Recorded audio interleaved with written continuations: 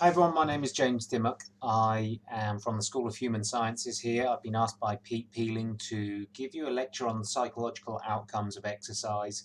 I know you're coming to the end of your unit, so you might be getting a little bit fatigued by this point. I hope to give you a fairly short, punchy lecture here. Hopefully it's an interesting one, and hopefully also that you learn a few things from it. If you want to get in contact with me about the materials in the lecture today, then you can feel free to send me an email. My email address is provided on this slide. Alternatively, you can knock on my office door. I'm in room 154 in the School of Sports Science, Exercise and Health. We're going to be covering a bunch of different facets of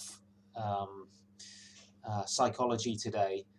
I'm going to be rolling through each one fairly quickly. I hope that I can cover each one clearly, despite only briefly covering it. If I fail to do that, though, first off, apologies, and second off, please feel free to contact me, and I will be happy to help you.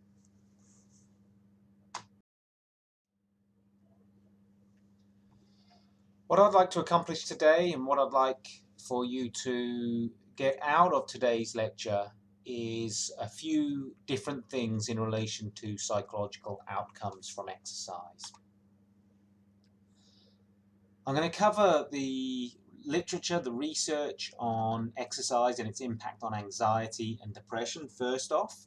Then I'm going to move to a discussion on the effect of acute exercise on mood, before moving on to a discussion of exercise and cognitive functioning. And I'm going to focus in not just on cognitive functioning in elderly, which is admittedly where most of the research on the relationship between exercise and cognitive functioning has taken place, but I'll also comment on some work that has been undertaken with the impact of exercise on cognitive functioning in children and young adults.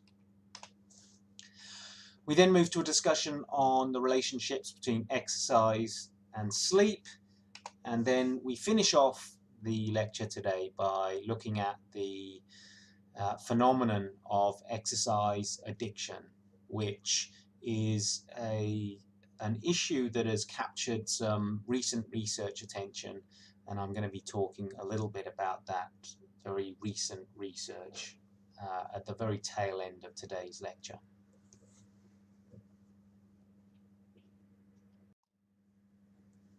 Just an overview of what we'll be covering today. This is a diagram that shows you the broad range of benefits from physical activity. We know it doesn't take a rocket scientist to realize that physical activity provides a series of benefits across a whole group of domains. Those domains are listed here: mental health, emotional health, physical health, and social health. So in terms of physical health, we do know that physical activity offers us wonderful benefits in terms of providing us with weight control, stronger bones, stronger muscles. We have cardiovascular benefits. It even helps us to prevent certain forms of cancer, especially cancer of the bowel and breast cancer as well. So there are some very powerful physical health reasons as to why we should be physically active. In terms of social health, physical activity can offer us opportunities to strengthen relationships with others, increase our time with family, build new friendships and relationships, and build our social skills. But what we're going to be focusing on in today's lecture is the categories are the categories in that top section of the diagram here: mental health and emotional health. What's the impact of physical activity on anxiety, on depression, on cognitive functioning? What's the impact of physical activity on mood? And we're really going to hone in on these these issues today. So it's really just the top section of this diagram that we're going to focus in on. The bottom section, although we acknowledge that social health and physical health are important outcomes from physical activity, we're not going to cover those today.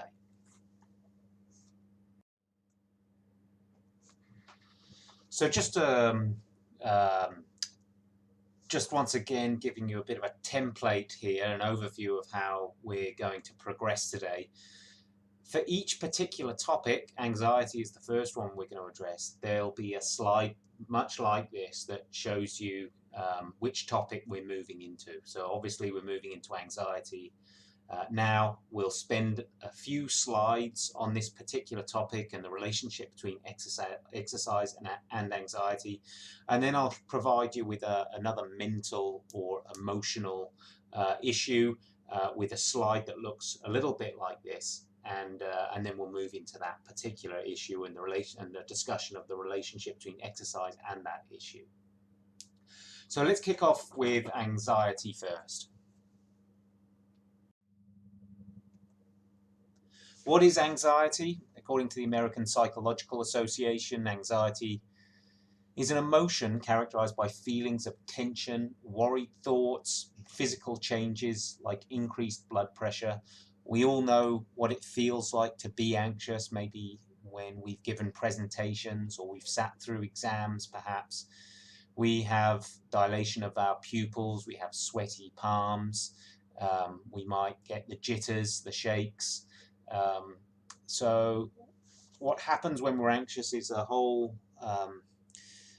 plethora of mental and physical reactions to that anxiety. It's essentially our body's way of creating a fight or flight response. Anxiety is a normal reaction to stress. It's important to acknowledge that, and it can actually be beneficial in some situations. Of course, if we see a lion in the savannah that we're walking through and it's staring at us and looking hungry, then our body is going to prepare us in its best way possible for fleeing from that situation.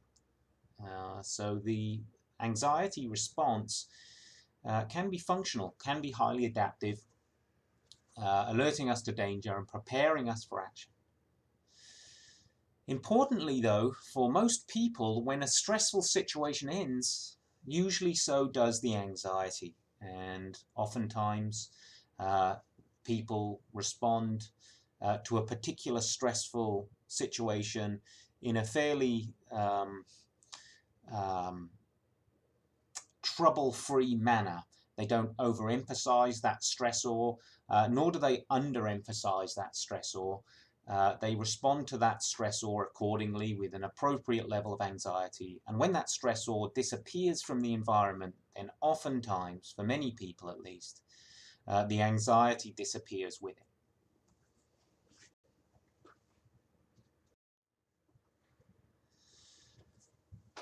For, unfortunately, quite a lot of people in society, however,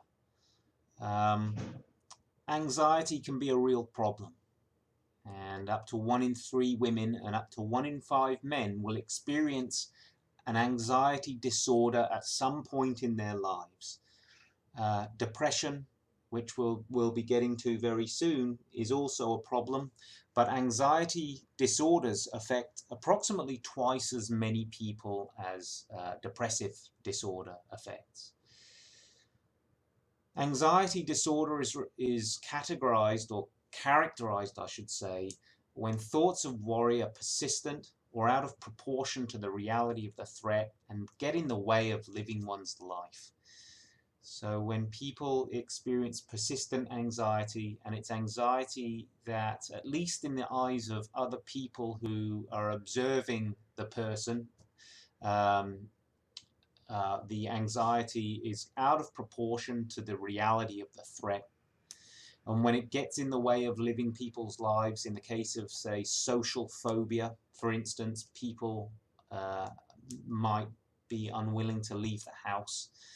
They might be unwilling to go to work. In the case of obsessive compulsive disorder, the obsessions can really occupy people's minds for an inordinate amount of time.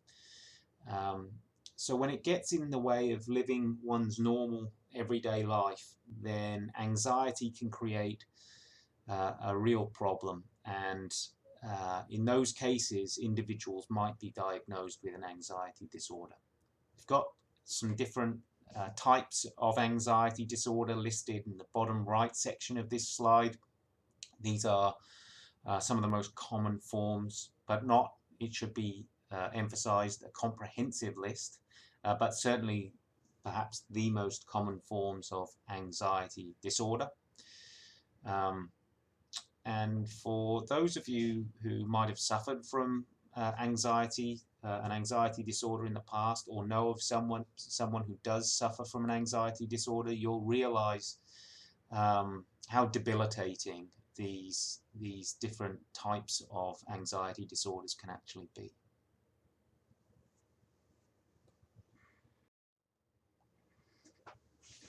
How can exercise help with people's management of anxiety? There's a big literature on this, it must be said. So what I've done is I have accessed a meta-analysis for you, and this meta-analysis was published in 2008 in a journal called the Journal of Sport and Exercise Psychology, which is a good journal in the field of sport and exercise psychology. And you may or may not be familiar, I guess, with what a meta-analysis is. For those of you who aren't familiar with meta-analyses, what a meta-analysis does is it takes a big database. It looks effectively at all the different studies that are available in a given area that have been conducted over a certain amount of time.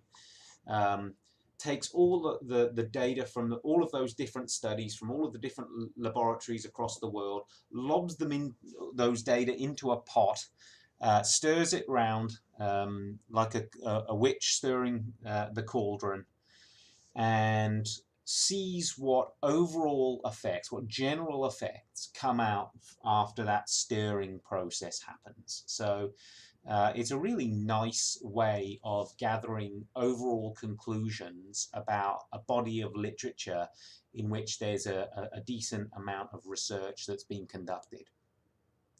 So in this case, Whitfley and colleagues at Arizona State University looked at the anxiolytic effects of exercise. It was a meta-analysis. They only used randomized controlled trials in their meta-analysis. So all other type forms of research, and there are different ways of doing research on this topic, all those other forms of research were abandoned, and the only studies that were focused on in this particular meta-analysis were randomized controlled trials, which are considered sort of grade A, level 1 primary evidence for the impact of exercise on anxiety.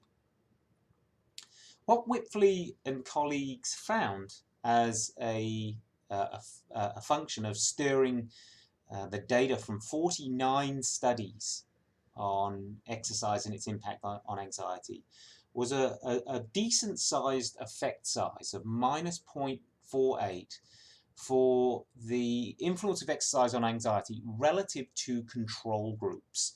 So looking at studies that have had a control group that have not undertaken exercise up against an exercise group, what's happened to overall anxiety? Well, the overall effect size, the actual numbers that are given there, probably are fairly meaningless to you, but all you really need to know is that an effect size of -0.48 reflects a moderate sized effect, a decent sized effect, you could say, for the impact of exercise on reducing people's experience of anxiety.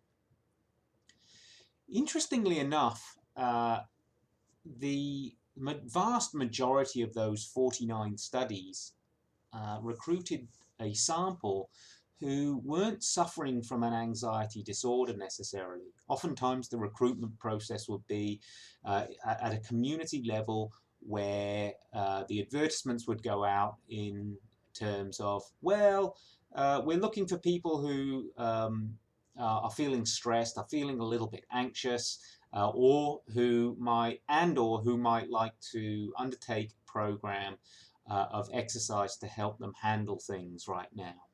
So although the recruitment messages were often oriented toward recruiting people who might be disposed towards anxiety in that given moment, the vast majority, actually only 46 out of the 49 studies recruited community samples that weren't strategically selected from clinical populations, clinically diagnosed people with an anxiety disorder.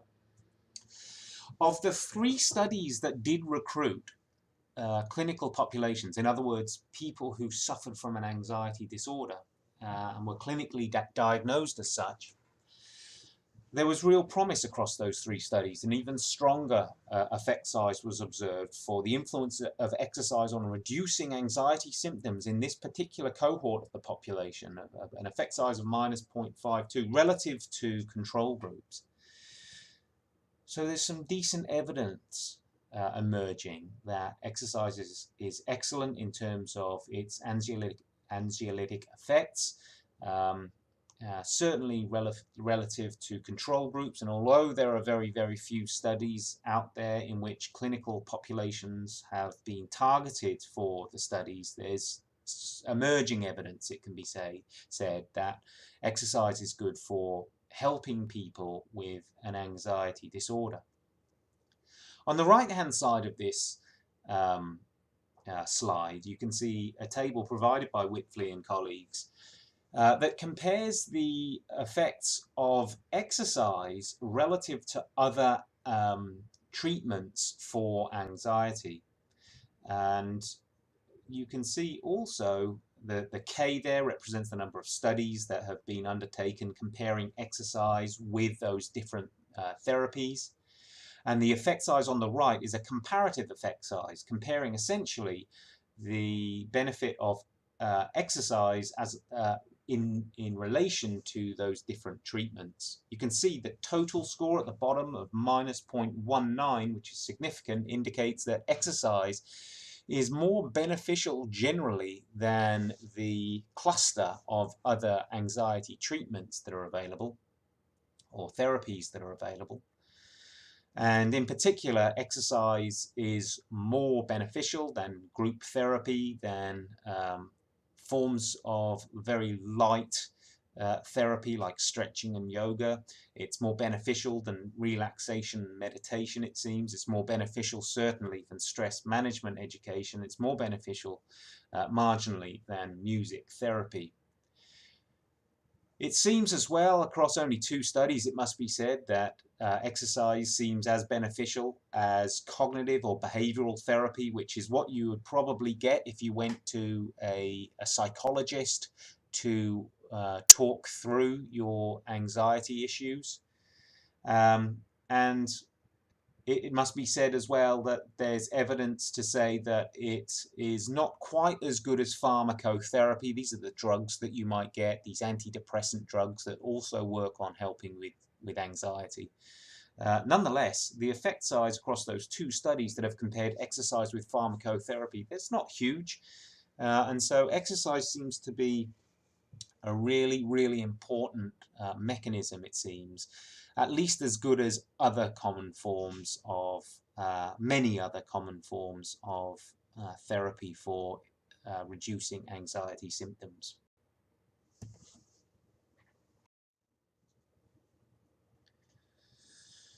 In a more recent review on the effects of exercise on anxiety by Asmundsen and colleagues, the authors said there is unfortunately only a small number of studies assessing the effects of exercise as a treatment strategy for the anxiety disorders.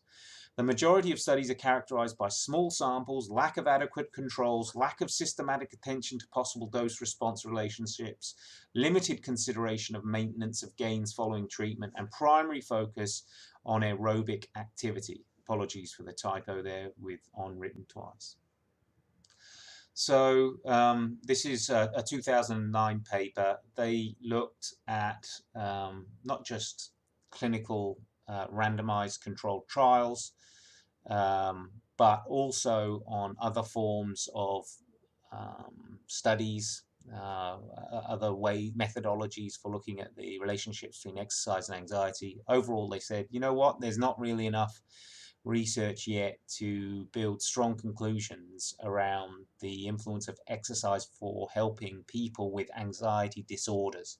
Nonetheless, as shown on the previous slide, there's encouraging work in this area, and there's certainly a decent body of literature now to say that exercise is good for reducing anxiety symptoms in community level samples rather than clinical level samples.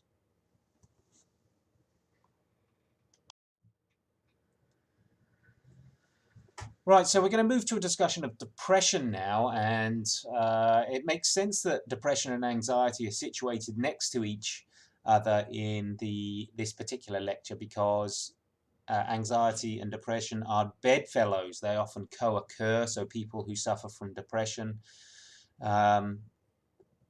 may also, there's a decent chance that they're likely to suffer from anxiety as well. In fact, the medication that people might be provided with to manage their depression could also help to alleviate anxiety. People who are diagnosed with anxiety are given antidepressant medication. It works on the same mechanisms. Anxiety and depression seem to be a function of the same mechanisms in the brain. So a lot of antidepressant medication focuses on neurotransmitters in the brain. And so these antidepressants work on both anxiety problems and depression problems.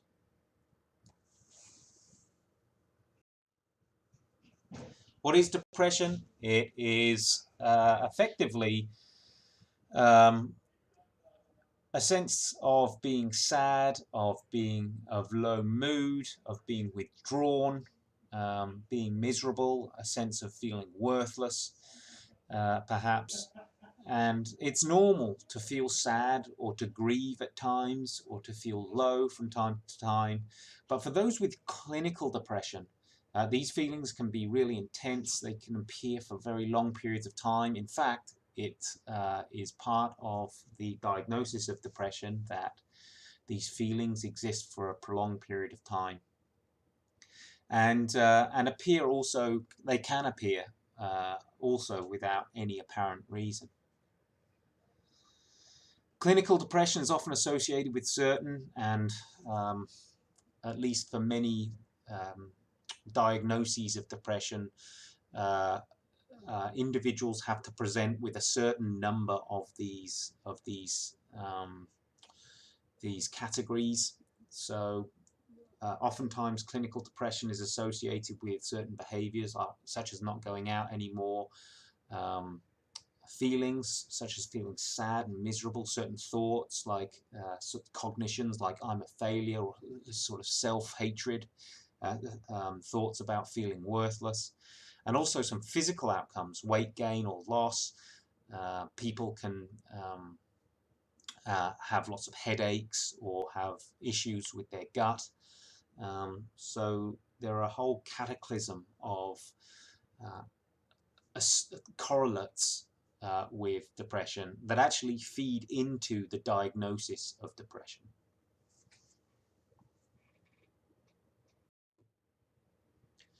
Some facts about depression here. In any one year, around 1 million Australian adults will have it. And on average, 1 in 5 women and 1 in 8 men will experience depression at some point in their lives. And just like anxiety, it's an incredibly debilitating illness, and certainly should be taken seriously and addressed for sure in people who've been diagnosed with it.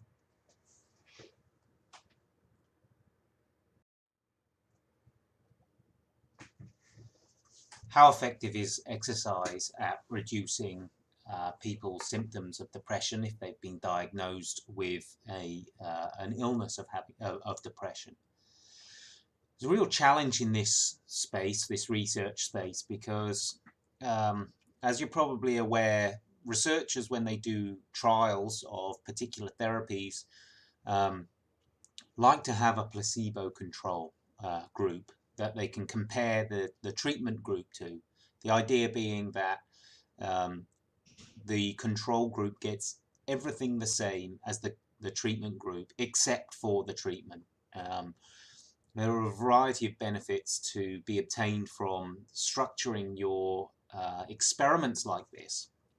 One of the challenges we have with using exercise as a therapy, though, with this type of research design, is that we can't blind people to whether they're in the control group or the therapy group. It's easier to do that blinding process if we're testing the effects of a drug. We can give a drug, a red capsule, to one person and an inert red capsule to another person, telling them the same information, that they may or may not be in the control group or the treatment group. So effectively their expectation as they receive that red pill is the same, even though one person is getting the treatment and one person is going into the control group. With exercise and the study of exercise as a therapy, it's difficult to do that blinding procedure. We know if we get allocated to the exercise group, we know that we're doing exercise. We probably also carry with us some expectations that exercise is going to help us, perhaps. And so comparing an exercise group against a non-exercise group is problematic, because the exercise group might report change as a function of their expectations and self-report bias, rather than genuine changes that they've experienced, in this case in depression. So what Ekikakis and Murray have done very recently in 2017 is look at the effect of exercise on depression when exercise has been compared against pill placebo controls. So effectively what they're trying to do is control for expectation a little bit. People who receive a pill probably expect that they're going to get better. People who do exercise probably expect that they're going to get better. So controlling expectations, equivalent expectations, hopefully means that you control them to some extent. How much beneficial is exercise relative to pill placebo? Well, it seems that exercise in the two studies that have involved a procedure where exercise has been compared with pill placebo, exercise has been really beneficial, offering some medium-sized effect sizes here, some decent effects, it must be said, for helping people to reduce their depression symptoms relative to pill placebo. And it's interesting to note as well that the effect sizes observed in these two studies were more significant than studies comparing antidepressants and cognitive behavioral therapy to pill placebo as well. So although it's perhaps premature at this stage to say that exercise is more powerful at reducing depression than antidepressants and cognitive behavioral therapy, certainly the early signs are that exercise is a very, very influential attenuator of people's depression symptoms.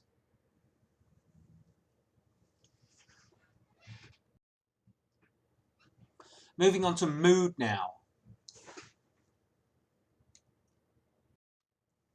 What is mood? Mood is a transient, fluctuating affective states that can be positive or negative. So actually, both depression and anxiety can be considered as moods if you consider them as very in their sort of temporary states. People who suffer from an anxiety disorder or depression as the mental illness suffer regular anxious or depressive moods. So mood changes can change very quickly. In any given day, you might roll through a whole host of different moods. You might get good news at one point in the day and feel vitalized and happy. At other points in the day, you might feel sad. At other points in the day, you might feel angry. So what's happening is your mood is changing. What we've been talking about before primarily is anxiety and depression as more stable states. But we might feel anxious as a mood, we might feel a bit depressed as a mood. But what I'm going to cover right now is not just those temporary moods of anxiety and depression, but other moods as well, of anger, of vitality, of confusion, of fatigue. These are all moods that we can experience. They're moods, they're classified as moods because they're transient. They come and go very quickly. They can come and go very quickly.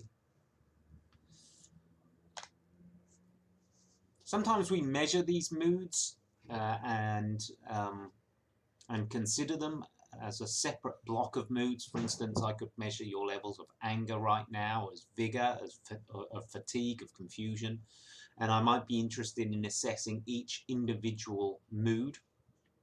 At other times, though, I can categorize moods according to whether they're positive or negative. I can create a subscale of positive mood and a subscale of negative mood and treat them as separate composite scores. So I can look at your overall positive mood, and as a separate thing I can look at your overall negative mood. And an additional thing I can do perhaps is take those composite positive score and your composite negative score and do a subtraction between those two composite scores to give me an indication of your overall level of positivity at that point in time.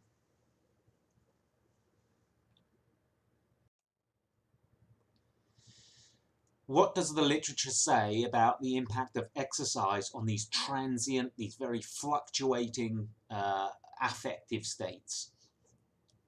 There's a very, very profound, very strong literature to say that exercise impacts mood, and not just particular moods. It seems like exercise impacts the whole suite of moods that we might want to assess. Interestingly as well, there is some evidence to say that exercise can impact mood with actually a very small dose of exercise. Within 10 minutes of moderate exercise, according to Hansen and colleagues here, can be sufficient to induce mood change, it seems. Once again, the message is clear. Exercise seems to be very, very good at regulating affective experiences.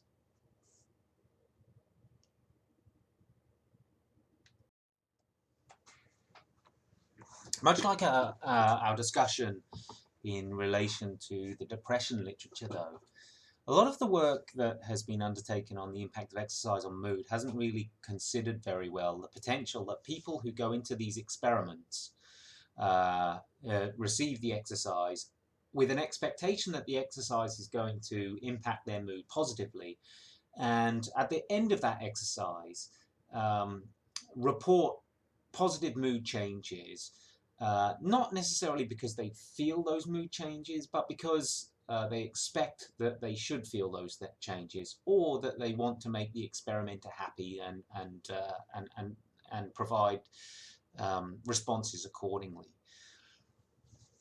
In other words, expectation might be driving a lot of the findings in the literature on exercise and mood.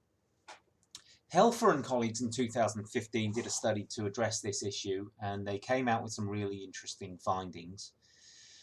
What they did was they got people, undergraduate students, to volunteer for a study on exercise. So people came in, undergraduate students came in, and there were a couple of manipulations at play here. In one condition, people came in and they were told effectively to expect positive mood changes from the exercise session. They were told, you know what, exercise usually changes people's moods. They can feel more vitalized and satisfied, and so on and so forth. Other people, though, were told, you know what, this is the bike that you're going to be working on today, and they were given some information about the bike. So that was a no expectation condition, and they were going to be compared against the people who were given information that they might be expecting positive mood change as a function of the exercise they'd be doing. So there was an expectation manipulation. Another manipulation was elaboration. So some people were asked to elaborate on the information they'd just been provided. So if the people had just been provided with the high expectation for mood change, they were asked to reflect on why they think exercise might impact mood. If they were in the no expectation group, they were asked to detail their thoughts on the stationary bike in that elaboration condition. In no elaboration, there was no such task required of the participants, and they just went into the exercise session without elaborating on the instructions they'd just been given, either about the bike or about mood change from exercise.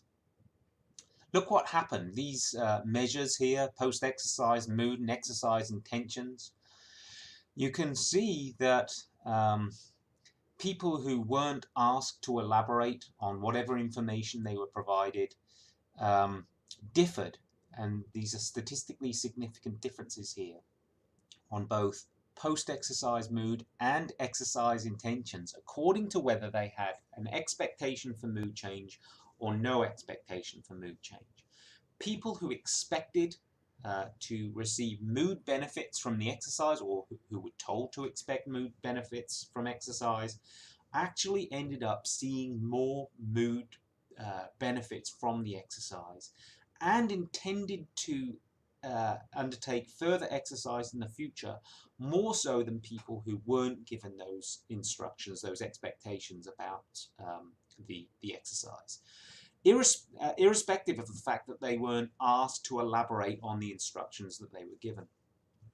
The same pattern of effects happened over in the elaboration group. So in the no expectation condition, there were certain mood benefits perhaps observed, but those mood benefits certainly were less than the mood benefits obtained and the stronger intentions obtained if people were given the expectation that exercise was going to benefit their moods and they were asked to elaborate on it. In other words, take-home message here is that expectations seem to drive the mood-altering effects of exercise at least a little bit.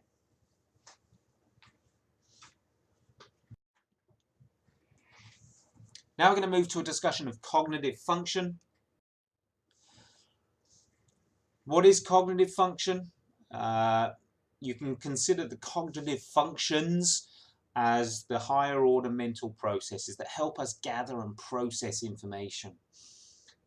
We use our brain for a lot of different things, and effectively when we're trying to acquire information, when we're trying to process the environment, when we're trying to remember things, when we're trying to problem solve, these are all aspects of cognitive function. So they encompass the following: attention, memory, language, perception, decision making, problem solving. As you can tell, cognitive function is very, very important for our life success.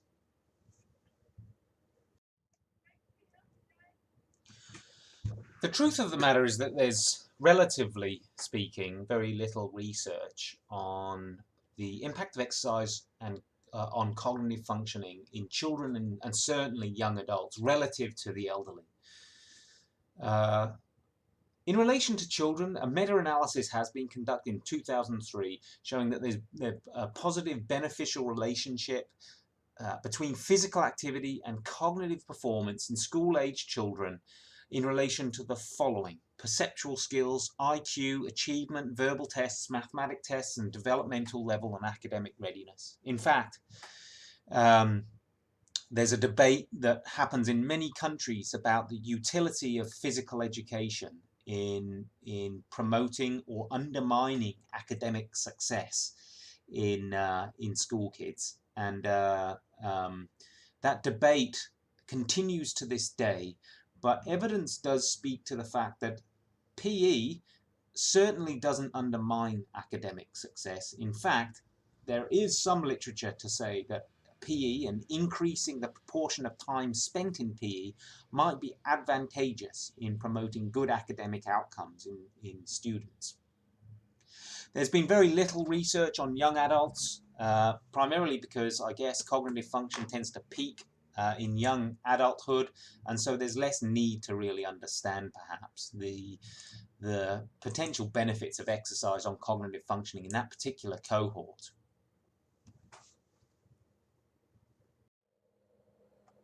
In order to assess the relationship between exercise and cognitive functioning in older adults, Hillman and colleagues in 2008 borrowed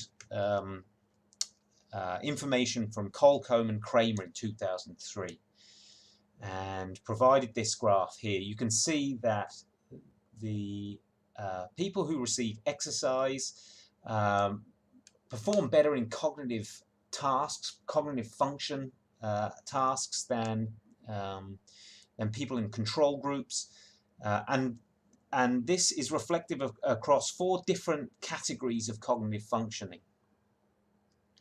The label speed here reflects simple reaction time or finger tapping tasks, which presumably, I suppose, tap lower level central nervous system functioning and relatively uncontaminated by strategic high level cognition. The spatial label here reflects what Colcomb and Kramer regarded as visuospatial tasks, denoting the visual perception of the spatial relationships between objects. We can set up tasks to test those functions. The controlled category here reflects higher order processing, very controlled, effortful processing, that over time perhaps we might be able to create some sort of automatic processing for. And executive functioning is also very higher order, executive control processes. The difference between these cognitive domains and the controlled cognitive domains is that with the executive domain, the tasks are unlikely to ever become automatized. So we're looking at things like coordination, inhibition, scheduling, planning tasks, working memory. They all fall under executive control.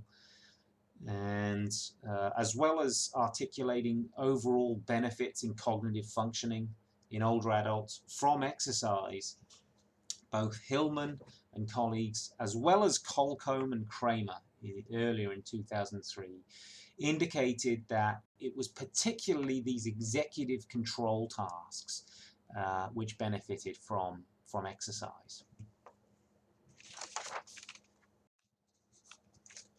Let's turn our attention to sleep and the impact exercise can have on our sleep. You don't really need to know intricate details about the impact of exercise on sleep. I just want to get across some broad reports from the Credlow and colleagues 2015 meta-analysis on the influence of exercise on sleep. Credlow and colleagues found effectively that acute exercise, in other words, a single bout of exercise, can provide small to moderate beneficial effects on sleep quality and sleep duration. In other words, we sleep a little bit longer and the quality of our sleep is a little bit better from a single bout of exercise.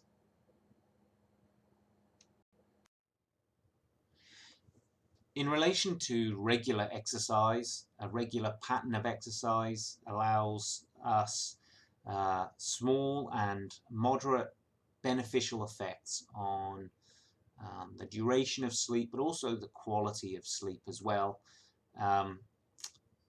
That's all you really need to know in relation to the impact of exercise on sleep. Now we're going to talk about exercise addiction. This is a topic that's attracted a bit of attention recently among researchers.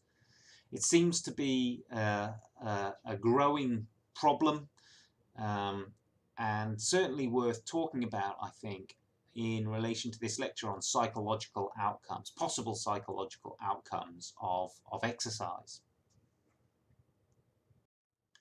What is exercise addiction? Exercise addiction is a behavioral addiction reflecting exaggerated exercise and sharing the 6 common components of other addictions, according to Berksit and colleagues, 2014.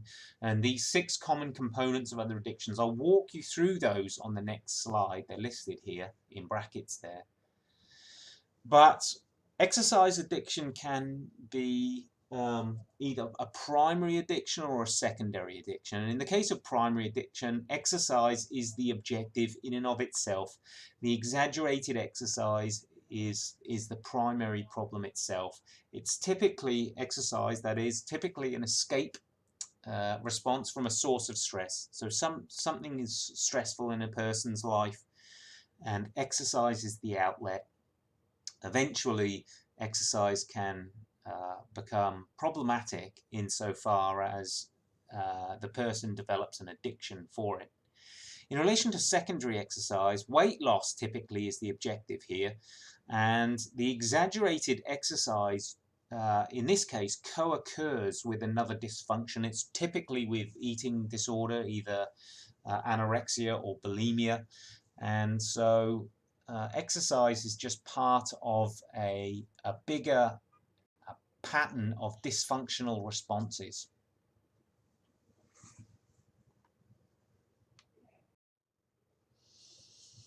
And here are the components of exercise addiction that are shared with other addictions. In relation to salience, exercise becomes the single most important activity in the person's life. It monopolizes people's thinking. It monopolizes how they feel and how they behave. It really takes over. So it's salient in everything that the person does. Mood modification. In this case, engagement in the exercise provides a buzz, a high, or somewhat paradoxically, it must be said, a tranquilizing feeling of escape or a numbing sensation. So it can provide us a sense of positive mood or a sort of a tranquilizing effect when undertaken. But later on in this list, I'll talk about what happens when people don't exercise. That's also a mood modifying effect as well. Tolerance is when, much like in other drugs, we need increasing amounts of exercise to get that fix that the addict needs to get. So there's a dose response. In order to get these mood modifying effects, we need to increase our dose. As we become accustomed to a certain dose, it no longer gives us the buzz that we're looking for. We get withdrawal symptoms if we don't undertake exercise, if we're an exercise addict. So we get these extremely unpleasant feeling states and or physical effects that occur when you're unable to engage in the activity. We feel a sense of discomfort, of guilt. We even get physical effects. Our gut plays up. We feel bloated. We get twitchy. We get the shakes. We can even get headaches if we don't undertake the exercise, if we're an addict. Conflict can occur at an interpersonal level. It can cause conflict in relationships with other people. We can have intrapersonal conflict. In other words, we're conflicted with ourselves, such as if we are engaged in some sort of internal dialogue with ourselves about whether exercise is good for us or not. And also we can have conflict with other activities, with work, with certain social events. When exercise becomes an addictive activity for people, it can create conflict with this whole gamut of interpersonal, intrapersonal, and sort of activity-based opportunities that we might have. And relapse as well, the tendency for repeated reversions to earlier patterns of excessive engagement in the activity. They can recur. So in the absence, let's say somebody gets injured, they have to withdraw from the activity for a period of time. What happens when people do go back into the activity, then relapse can occur, much like it can occur with other addictions.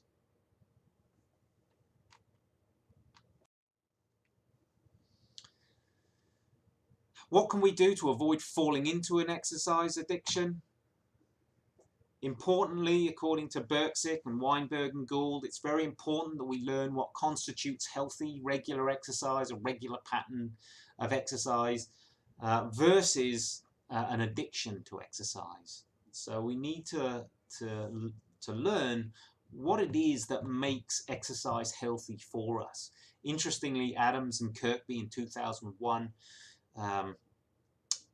discussed the fact that those with exercise dependence, which is another term that's often used interchangeably with exercise addiction, those with exercise dependence often have a poor understanding of the potential negative health consequences of exaggerated exercise and the body's need for rest and recovery. So in order to prevent addiction from occurring in oneself or other people, it's very important that you or other people are aware of the harmful effects of exaggerated exercise and the body's need to properly recover and rest after exercise. Weinberg and Gould recommend working out regularly with a slower partner. When injured, to stop exercising until rehabilitated. To mix low intensity and less distance with days of harder training. And to set realistic short and long-term goals.